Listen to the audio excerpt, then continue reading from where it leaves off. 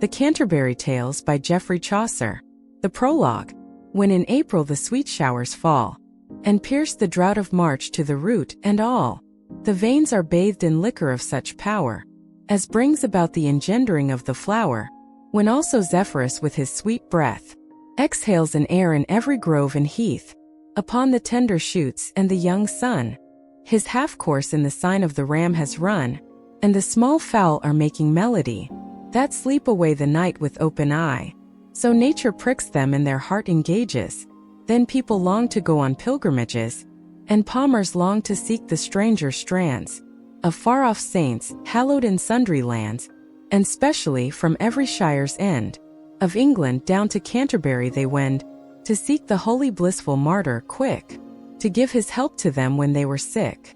It happened in that season that one day, in Southwark at the Tabard as I lay, ready to go on pilgrimage and start for Canterbury, most devout at heart, at night there came into that hostelry some 29 in a company of sundry folk, happening then to fall in fellowship, and they were pilgrims all, that towards Canterbury meant to ride. The rooms and stables of the inn were wide. They made us easy, all was of the best. And briefly, when the sun had gone to rest, I'd spoken to them all upon the trip, and was soon one with them in fellowship, pledged to rise early and to take the way to Canterbury, as you heard me say. But none the less, while I have time and space, before my story takes a further pace, seems a reasonable thing to say what their condition was, the full array of each of them as it appeared to me, according to profession and degree, and what apparel they were riding in. And at a knight I therefore will begin.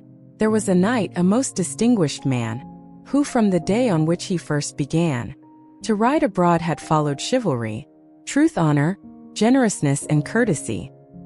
He had done nobly in his sovereign's war, and ridden into battle no man more, as well in Christian as in heathen places, and ever honored for his noble graces. When we took Alexandria he was there. He often sat at table in the chair of honor above all nations. When in Prussia, in Lithuania he had ridden, and Russia, no Christian man so often of his rank. When in Granada Algeciras sank under assault he had been there, and in North Africa raiding Benameron. In Anatolia he had been as well, and fought when Ayas and Italia fell. For all along the Mediterranean coast he had embarked with many a noble host. In 15 mortal battles he had been, and jousted for our faith at Tramacene, thrice in the lists, and always killed his man. This same distinguished knight had led the van, once with the Bay of Balat doing work for him against another heathen Turk. He was of sovereign value in all eyes, and though so much distinguished, he was wise, and in his bearing modest as a maid. He never yet a boorish thing had said in all his life to any, come what might. He was a true, a perfect gentle knight. Speaking of his equipment, he possessed fine horses, but he was not gaily dressed. He wore a fustian tunic stained and dark, with smudges where his armor had left mark. Just home from service, he had joined our ranks, to do his pilgrimage and render thanks. He had his son with him, a fine young squire, a lover and cadet, a lad of fire, with locks as curly as if they had been pressed. He was some 20 years of age, I guessed. In stature he was of a moderate length, with wonderful agility and strength. He'd seen some service with the cavalry, in Flanders and Artois and Picardy, and had done valiantly in little space of time, in hope to win his lady's grace. He was embroidered like a meadow bright, and full of freshest flowers red and white. Singing he was, or fluting all the day. He was as fresh as is the month of May. Short was his gown, the sleeves were long and wide. He knew the way to sit a horse and ride. He could make songs and poems and recite, knew how to joust and dance, to draw and write. He loved so hotly that till dawn grew pale. He slept as little as a nightingale. Courteous he was, lowly and serviceable, and carved to serve his father at the table. There was a yeoman with him at his side, no other servant, so he chose to ride. This yeoman wore a coat and hood of green, and peacock-feathered arrows bright and keen, and neatly sheathed, hung at his belt the while, for he could dress his gear in yeoman style. His arrows never drooped their feathers low, and in his hand he bore a mighty bow. His head was like a nut, his face was brown. He knew the whole of woodcraft up and down. A saucy brace was on his arm to ward it from the bowstring, and a shield and sword hung at one side, and at the other slipped a jaunty dirk, spear sharp and well equipped. A medal of St. Christopher he wore, of shining silver on his breast, and bore a hunting horn, well slung and burnished clean, that dangled from a baldric of bright green. He was a proper forester, I guess. There also was a nun, a prioress, her way of smiling very simple and coy. Her greatest oath was only by St. Loy, and she was known as Madame Eglantine, and well she sang a service with a fine intoning through her nose, as was most seemly, and she spoke daintily in French extremely, after the school of Stratford at Bow. French in the peristyle she did not know. At meat her manners were well taught withal. No morsel from her lips did she let fall, nor dipped her fingers in the sauce too deep, but she could carry a morsel up and keep the smallest drop from falling on her breast. For courtliness she had a special zest, and she would wipe her upper lip so clean that not a trace of grease was to be seen. Upon the cup when she had drunk, to eat, she reached a hand sedately for the meat. She certainly was very entertaining, pleasant and friendly in her ways, and straining to counterfeit a courtly kind of grace, a stately bearing fitting to her place, and to seem dignified in all her dealings. As for her sympathies and tender feelings, she was so charitably solicitous. She used to weep if she but saw a mouse caught in a trap, if it were dead or bleeding, and she had little dogs she would be feeding with roasted flesh or milk or fine white bread. And bitterly she wept if one were dead, or someone took a stick and made it smart. She was all sentiment and tender heart. Her veil was gathered in a seemly way. Her nose was elegant, her eyes glass gray. Her mouth was very small, but soft and red. Her forehead certainly was fair of spread, almost a span across the brows, I own. She was indeed by no means undergrown. Her cloak, I noticed, had a graceful charm. She wore a coral trinket on her arm, a set of beads, the gaudies tricked in green, whence hung a golden brooch of brightest sheen, on which there first was graven a crown, and lower a more vincit omnia. Another nun, the secretary at her cell, was riding with her, and 3 priests as well. A monk there was, one of the finest sort, who rode the country, hunting was his sport. A manly man, to be an abbot able, many a dainty horse he had in stable. His bridle when he rode a man might hear, jingling in a whistling wind as clear, aye, and as loud as does the chapel bell, where my lord monk was prior of the cell, the rule of good St. Benair Street more, as old and strict he tended to ignore. He let go by the things of yesterday, and took the modern world's more spacious way. He did not rate that text at a plucked hen, which says that hunters are not holy men, and that a monk uncloistered is a mere fish out of water flapping on the pier. That is to say, a monk out of his cloister. That was a text he held not worth an oyster. And I agreed and said his views were sound.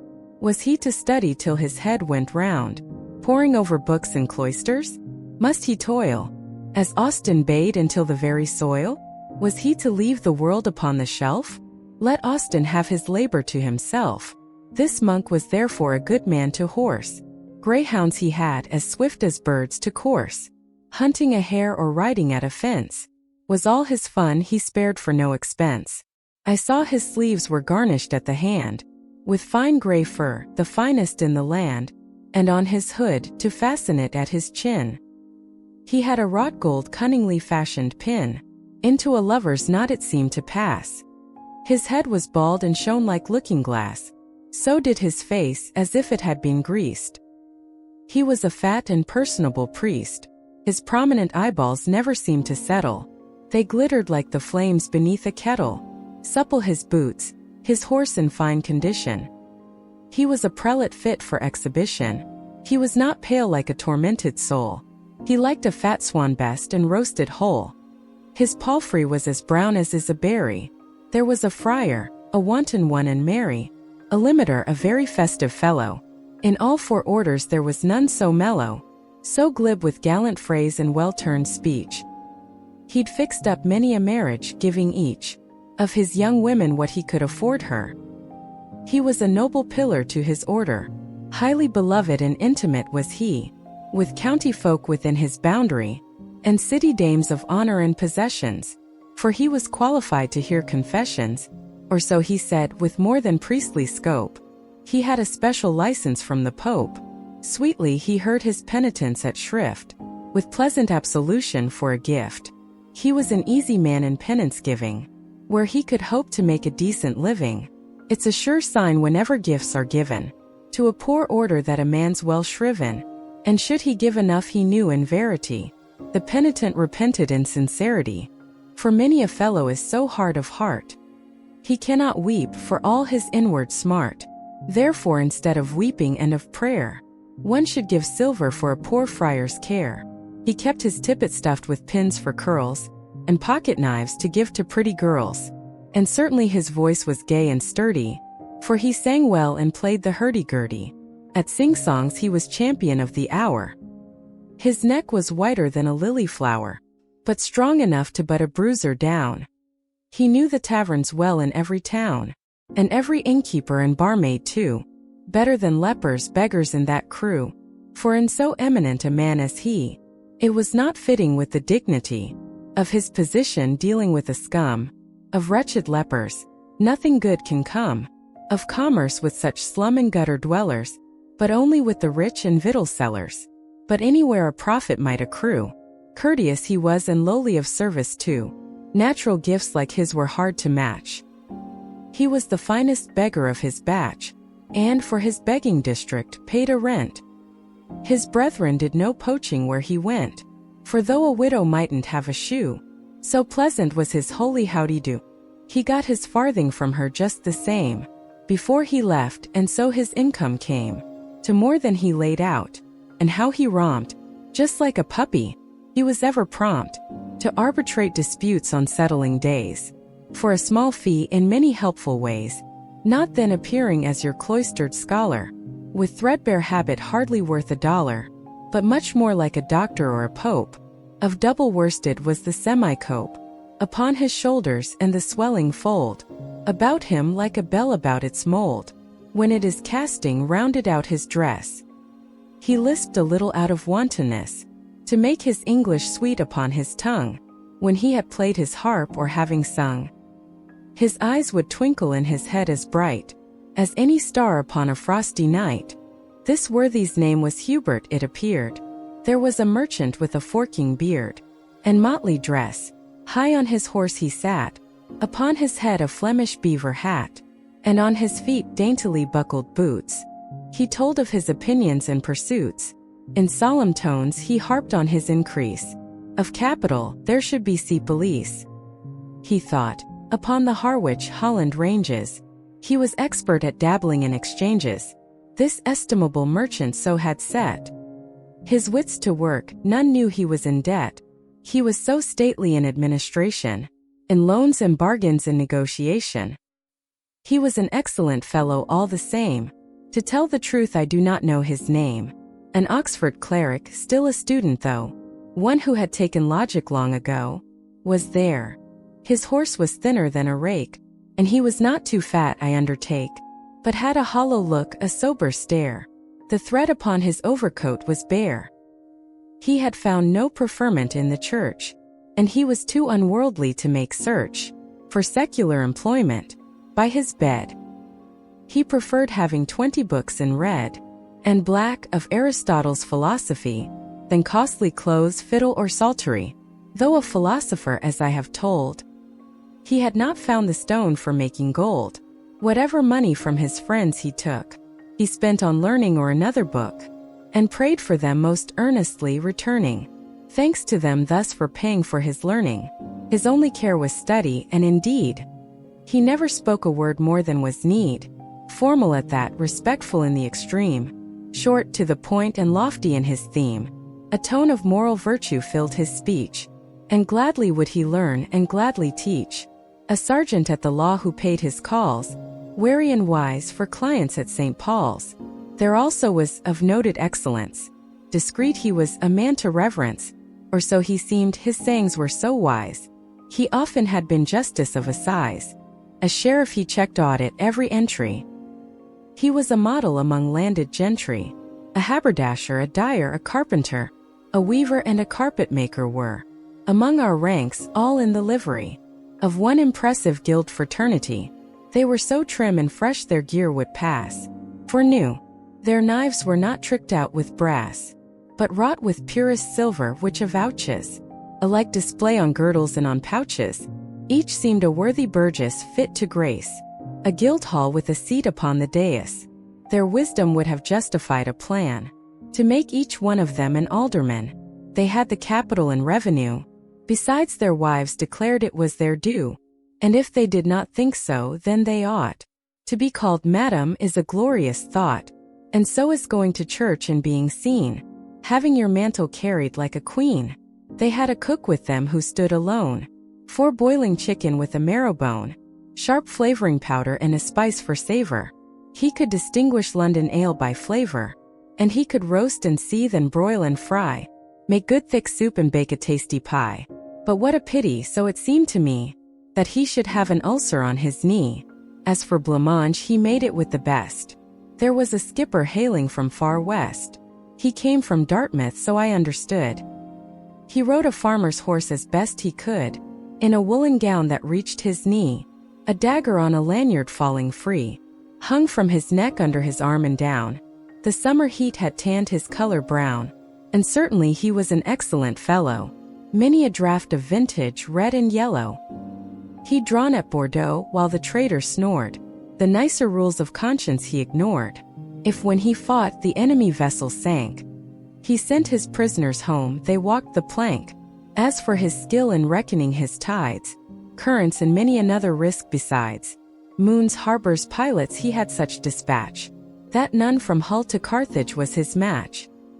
His beard in many a tempest had its shaking, and he knew all the havens as they were, from Gotland to the Cape of Finisterre, and every creek in Brittany and Spain. The barge he owned was called the Madeleine. A doctor too emerged as we proceeded. No one alive could talk as well as he did, on points of medicine and of surgery, for, being grounded in astronomy, he watched his patient closely for the hours, when, by his horoscope, he knew the powers of favorable planets then ascendant, worked on the images for his dependent, the cause of every malady you'd got. He knew, and whether dry, cold, moist or hot, he knew their seat, their humor and condition. He was a perfect practicing physician, these causes being known for what they were. He gave the man his medicine then and there. All his apothecaries in a tribe were ready with the drugs he would prescribe, and each made money from the other's guile. They had been friendly for a goodish while. He was well versed in Aesculapius too, and what Hippocrates and Rufus knew, and Dioscorides now dead and gone, Galen and Rhazes, Halley Serapion, Averroes, Avicenna, Constantine, Scotch Bernard, John of Gadsden, Gilbertini. In his own diet he observed some measure. There were no superfluities for pleasure, only digestives, nutritives and such. He did not read the Bible very much. In blood-red garments slashed with bluish gray, and lined with taffeta, he rode his way. Yet he was rather close as to expenses, and kept the gold he won in pestilences. Gold stimulates the heart, or so we're told. He therefore had a special love of gold. A worthy woman from beside Bath City was with us, somewhat deaf, which was a pity. In making cloth she showed so great a bent, she bettered those of Ypres and of Ghent. In all the parish not a dame dared stir towards the altar steps in front of her, and if indeed they did, so wrath was she, as to be quite put out of charity. Her kerchiefs were of finely woven ground. I dared have sworn they weighed a good 10 pound, the one she wore on Sunday on her head. Her hose were of the finest scarlet red, and gartered tight. Her shoes were soft and new. Bold was her face, handsome and red in hue. A worthy woman all her life, what's more. She'd had 5 husbands, all at the church door. Apart from other company in youth, no need just now to speak of that, forsooth.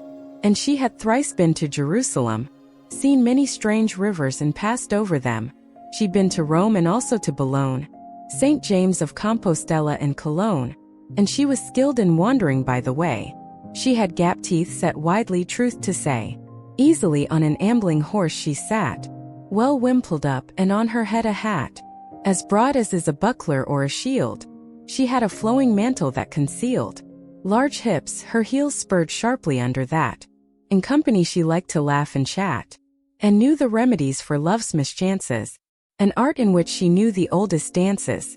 A holy-minded man of good renown, there was, and poor the parson to a town, yet he was rich in holy thought and work. He also was a learned man, a clerk, who truly knew Christ's gospel and would preach it devoutly to parishioners and teach it. Benign and wonderfully diligent, and patient when adversity was sent, for so he proved in much adversity. He hated cursing to extort a fee, nay rather he preferred beyond a doubt, giving to poor parishioners round about, both from church offerings and his property. He could in little find sufficiency.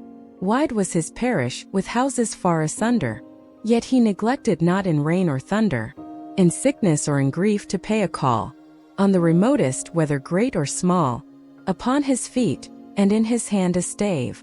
This noble example to his sheep he gave, that first he wrought, and afterwards he taught, and it was from the gospel he had caught those words, and he would add this figure too, that if gold rust, what then will iron do? For if a priest be foul in whom we trust, no wonder that a common man should rust, and shame it is to see. Let priests take stock, a shitten shepherd and a snowy flock.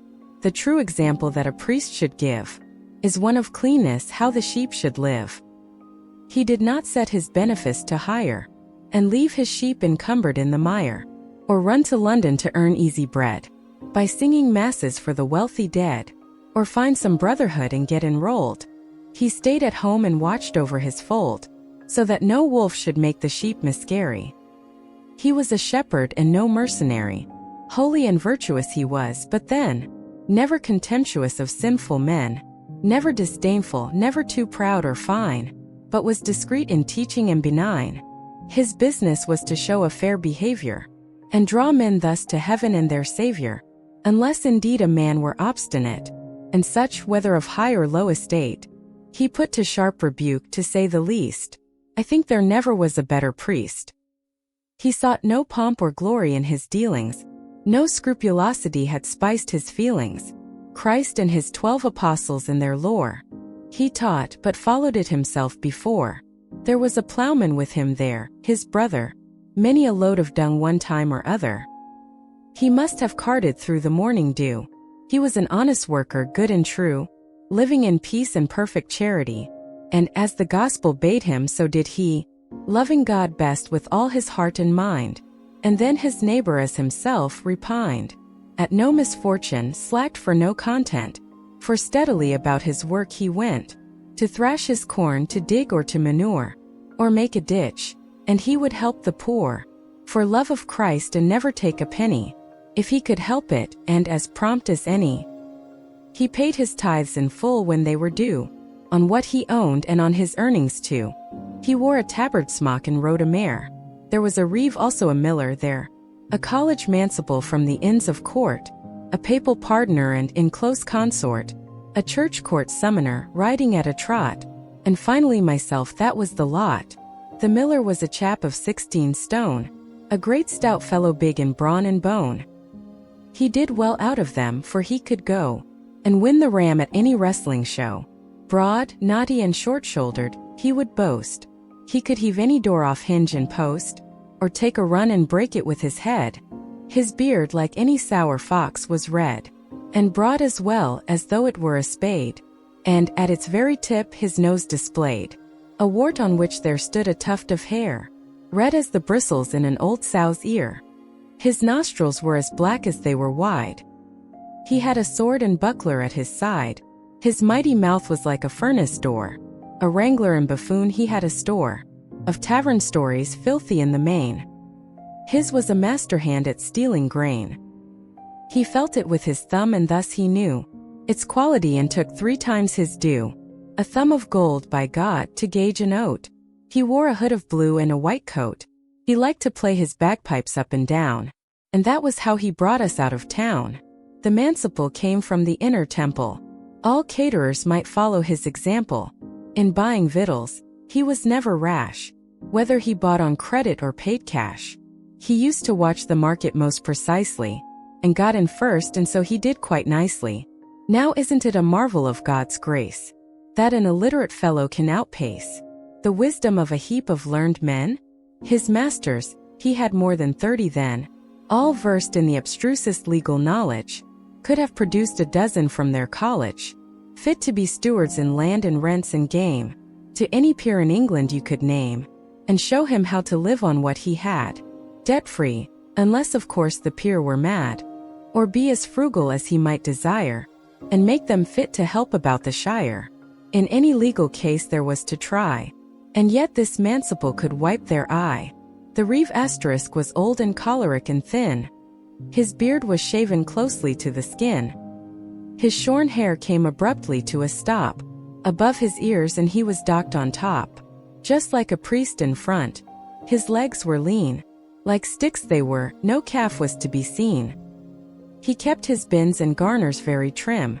No auditor could gain a point on him, and he could judge by watching drought and rain the yield he might expect from seed and grain.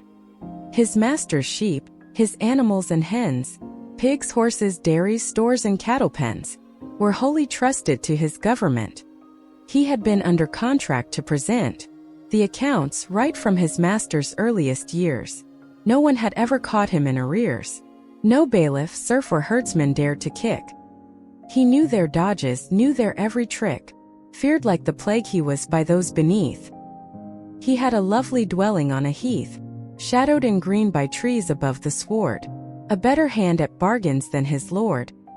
He had grown rich and had a store of treasure, well tucked away, yet out it came to pleasure his lord with subtle loans or gifts of goods, to earn his thanks and even coats and hoods. When young he'd learnt a useful trade, and still he was a carpenter of first-rate skill. The stallion cob he rode at a slow trot was dapple gray and bore the name of Scott. He wore an overcoat of bluish shade, and rather long. He had a rusty blade slung at his side. He came, as I heard tell, from Norfolk, near a place called Baldwell. His coat was tucked under his belt and splayed. He rode the hindmost of our cavalcade. There was a summoner with us at that inn, his face on fire like a cherubin, for he had carbuncles. His eyes were narrow. He was as hot and lecherous as a sparrow. Black scabby brows he had, and a thin beard. Children were afraid when he appeared. No quicksilver, lead ointment, tartar creams, no brimstone, no boracic, so it seems, could make a salve that had the power to bite, clean up or cure his whelks of knobby white, or purge the pimples sitting on his cheeks. Garlic he loved, and onions too, and leeks, and drinking strong red wine till all was hazy. Then he would shout and jabber as if crazy, and wouldn't speak a word except in Latin. When he was drunk, such tags as he was pat in, he only had a few, say 2 or 3, that he had mugged up out of some decree. No wonder, for he heard them every day. And, as you know, a man can teach a jay to call out Walter better than the Pope. But had you tried to test his wits and grope for more, you'd have found nothing in the bag. Then quaestio quid juris was his tag. He was a noble varlet and a kind one. You'd meet none better if you went to find one. Why, he'd allow, just for a quart of wine, any good lad to keep a concubine a 12-month and dispense him altogether. And he had finches of his own to feather. And if he found some rascal with a maid, he would instruct him not to be afraid, in such a case, of the archdeacon's curse, unless the rascal's soul were in his purse. For in his purse the punishment should be. Purse is the good archdeacon's hell, said he. But well I know he lied in what he said. A curse should put a guilty man in dread, for curses kill as shriving brings salvation. We should beware of excommunication. Thus, as he pleased, the man could bring duress on any young fellow in the diocese. He knew their secrets, they did what he said. He wore a garland set upon his head, large as the holly bush upon a stake, outside an alehouse, and he had a cake, a round one, which it was his joke to wield, as if it were intended for a shield. He and a gentle partner rode together, a bird from Charing Cross of the same feather, just back from visiting the court of Rome. He loudly sang, "Come hither, love, come home." The summoner sang deep seconds to this song. No trumpet ever sounded half so strong. This partner had hair as yellow as wax, hanging down smoothly like a hank of flax. In driblets fell his locks behind his head, down to his shoulders which they overspread. Thinly they fell like rat-tails one by one. He wore no hood upon his head for fun. The hood inside his wallet had been stowed. He aimed at riding in the latest mode, but for a little cap his head was bare, and he had bulging eyeballs like a hare. He'd sewed a holy relic on his cap. His wallet lay before him on his lap, brimful of pardons come from Rome all hot. He had the same small voice a goat has got. His chin no beard had harbored, nor would harbor. Smoother than ever chin was left by barber. I judge he was a gelding or a mare. As to his trade, from barrack down to ware, there was no pardoner of equal grace, for in his trunk he had a pillowcase, which he asserted was Our Lady's veil. He said he had a gobbet of the sail. St. Peter had the time when he made bold to walk the waves till Jesu Christ took hold. He had a cross of metal set with stones, and in a glass a rubble of pig's bones. And with these relics any time he found some poor up-country parson to astound, in one short day in money down he drew more than the parson in a month or two, and by his flatteries and prevarication made monkeys of the priest and congregation. But still, to do him justice first and last, in church he was a noble ecclesiast. How well he read a lesson or told a story, but best of all he sang an offertory, for well he knew that when that song was sung, he'd have to preach and tune his honey tongue, and well he could win silver from the crowd. That's why he sang so merrily and loud. Now I have told you shortly in a clause, the rank, the array, the number, and the cause of our assembly in this company, in Southwark at that high-class hostelry, known as the Tabard, close beside the Bell. And now the time has come for me to tell how we behaved that evening. I'll begin after we had alighted at the inn. Then I'll report our journey stage by stage, all the remainder of our pilgrimage. But first I beg of you in courtesy, not to condemn me as unmannerly, if I speak plainly and with no concealings, and give account of all their words and dealings, using their very phrases as they fell.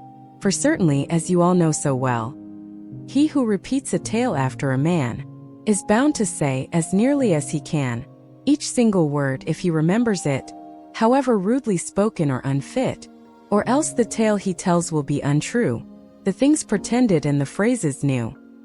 He may not flinch although it were his brother, he may as well say one word as another.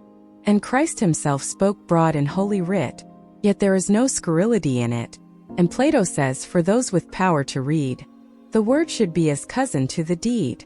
Further I beg you to forgive it me, if I neglect the order and degree, and what is due to rank in what I've planned. I'm short of wit, as you will understand. Our host gave us great welcome, everyone was given a place and supper was begun. He served the finest victuals you could think.